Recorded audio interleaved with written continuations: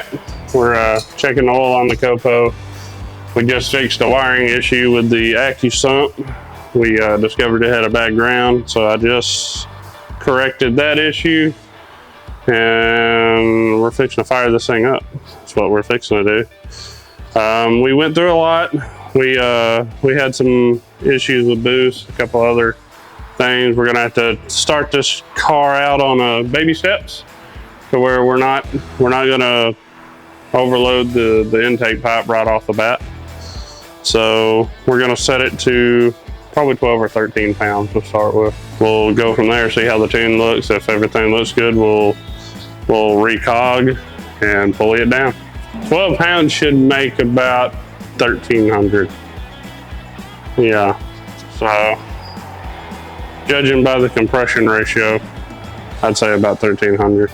You're gonna hear it whine and make some odd noises, but it's because I've got the RPM set a little low right now. We'll straighten that out later.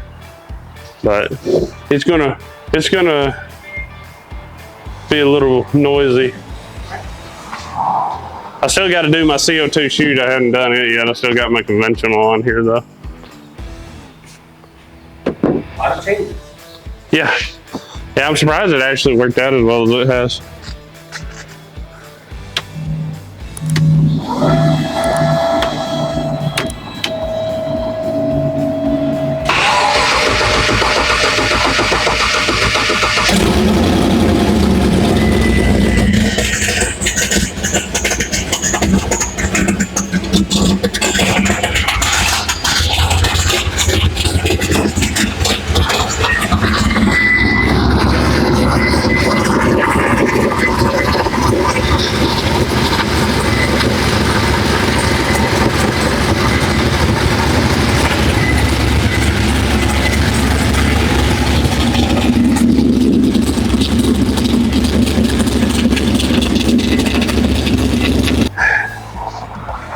It runs again. That is nice. Yeah. You said that winding is what? It's the PROCHARGED. It's at low RPM, so it gets some weird vibrations in it. I'm not even that worried about it, to be honest. It doesn't feel like the PROCHARGED hat's getting hot. It's definitely not. So we're good on that. We got everything, I think, set where it needs to be. I made an unsanctioned pass the other day in it, so fueling is not far from being right. Have to see how the rest of it goes at the track. Okay, so the oil pressure. So we had an issue with the oil pressure, which turned out to be the relief valve in the oil pump, which was a challenge to find. We pulled the motor in and out 3 times. Yeah. Because, you know, I suspected that it was an O-ring on the oil pump. I was like, it must be an O-ring. There's no way we got a bad oil pump from the factory. And when I pulled it apart, the last time I was like, I'm going through everything to do with the oil system. So we pulled it off. I stuck a scribe in there, and the oil relief valve would not move. I had to put like 50 pounds of pressure on it for it to move. Shouldn't take that much. So I had a milling COPO pump, like that motor runs, and I put it in there, and it seemed to have straightened it out. So we'll just have to see how it responds to a little more time on it. It runs about 60 pounds of pressure now, so we should be perfectly acceptable at this point. The AccuSump system is the first time I've ever plumbed one. So the way I did it is I plumbed it into the old galley. You can pre-prime the motor with it, all that good stuff if you need to, from a switch inside the car. As the engine builds pressure, it puts pressure against the oil. This gauge here, it's off of air right now, but it is the oil. Yeah. Yeah, you can't see it from the. I originally intended it to be able to be seen from the cabin, but you can't because the windshield's too dark. Yeah, so no big deal there. You just have to, when you're filling the air that's on the front of the car, you just have to have a second person basically. Other than that, it's fairly straightforward. No big So it deal. runs off air? Like you've got air? Yeah, so there's one side that is charged with air, and the other side is oil. So as your air pressure increases, or your oil pressure decreases, or your oil pressure decreases, the air will override the oil pressure. So it'll push the oil back into the motor. In like a oil starve situation, it pushes oil back until your motor catches up again, then it'll push it back into the AccuSump. So there's no pump on it. You don't have to have a pump on it. As long as everything's sealed correctly, you don't even have to have a pump. Definitely fab work. Everything on it is pretty much fabbed. We tried to take a LS3 kit and modify it to work, and pretty much it was just not a thing we can do. Then there was the oil pump issue, which made me want to set the car on fire. So, yeah, race car guys get like that sometimes. And then making the wastegates work properly. Oh yeah, let's talk about the wastegate. Yeah. So this is the first for the channel, right? Yeah, this is first electric wastegates that I've ever installed. They work, seem to work pretty good. I'm baby stepping them because I don't want to get too far into them without. I don't want to like slam it shut and then overboost the system because it shuts too early.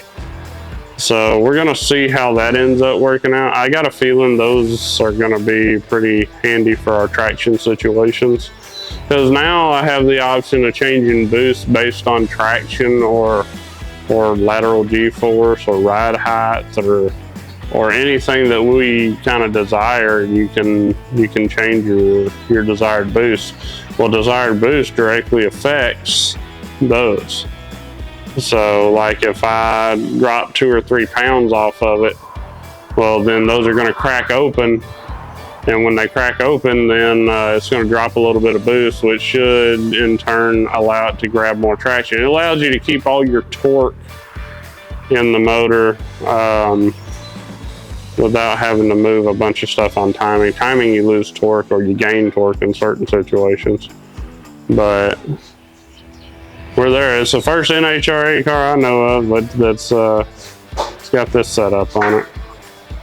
So in order for all this to work with the Frankenstein F310 heads, we had to relocate the Holly on a new bracket there. Dad custom built all that.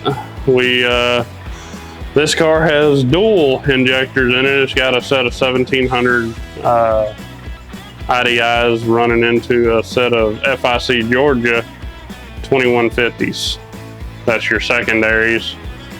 And so far they seem to be balanced really well. It's got an injector driver underneath the dash, and then up here it's got a wastegate controller in the nose of the car under here that takes a PWM signal from the Holly and converts it into a position for the wastegates depending on your commanded boost.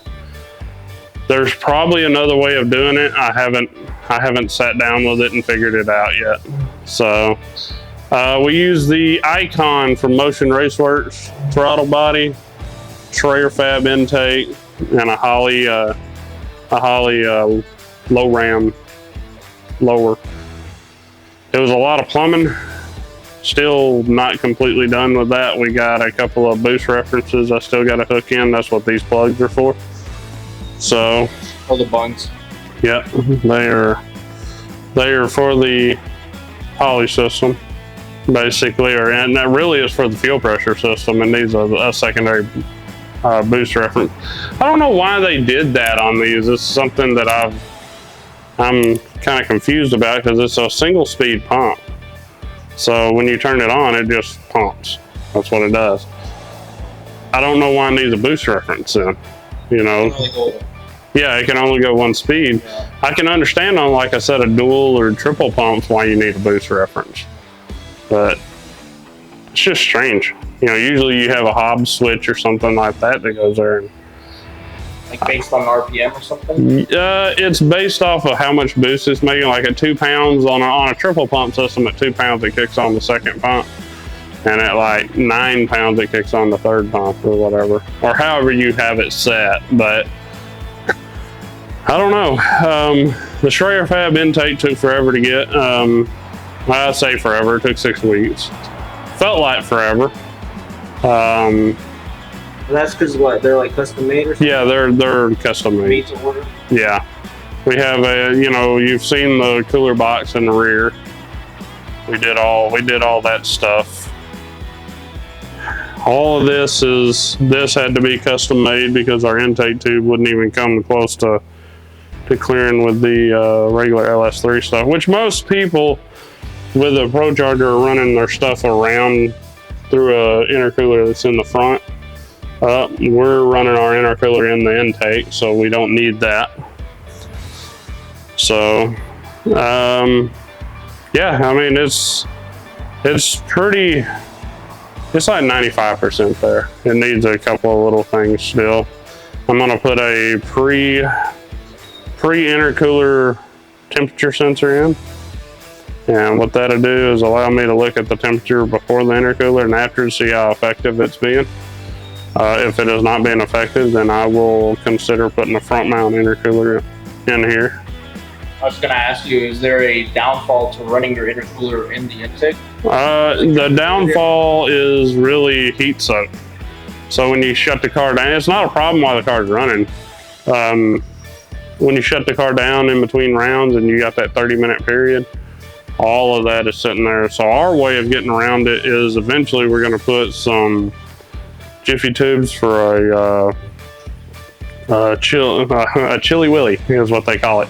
So it plugs in, it'll circulate the water, take the water down to like 30-something degrees, and then you unhook it. Otherwise, we're going to go through a massive amount of ice in this thing. I can already tell that much. So, and the same thing with like the Mustang. I mean, both of them need a system that can circulate water through the ice box. Even though that it's already cold, yeah, you can just dump more ice in there. You can take that chili willy and cool it down in about 7 or 8 minutes. It's basically an industrial size air conditioner that you put on your race trailer.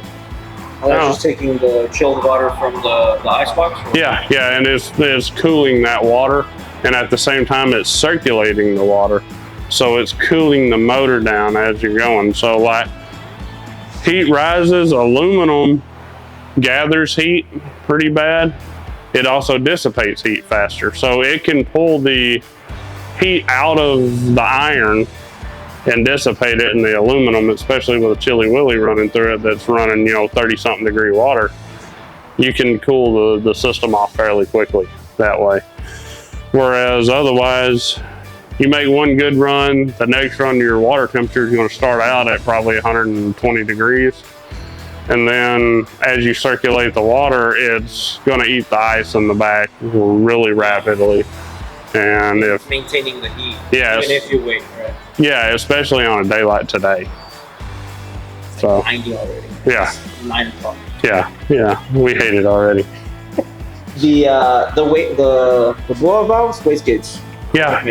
Which ones are they? These they double as both because they're just electronic wastegates, but they also are a blow-off valve because we have them set that way. So as you lift off of the pedal, it will go ahead and open, but as of right now, they should be shut. I'm gonna stick my finger in there and make sure. Yeah, they are against the seat right now. So when I first programmed them, they were programmed to open when it was sitting here like it is right now. My problem with that is like inside these old shops and just in Texas in general, dirt daubers like to get around there, and I really didn't want one crawling in my intake with a bunch of dirt. So I figured out a way to command them to shut and then open when we need them open. So when it starts, it'll open it. So. Are they, I'm guessing we'll probably have it at the next rental in September, hopefully, TJ. I'm not going in August. July to August, I'm out. Yeah, so thanks guys for watching the update on the COPO. We did not get to the track last week like we thought. It was hot anyway, so it's just fine. We did develop oil leak, so we got that fixed now. And yeah, you guys stay tuned. We'll maybe when it cools off a little bit, we'll take this thing to the track, see what she does. Yep, like, subscribe, guys.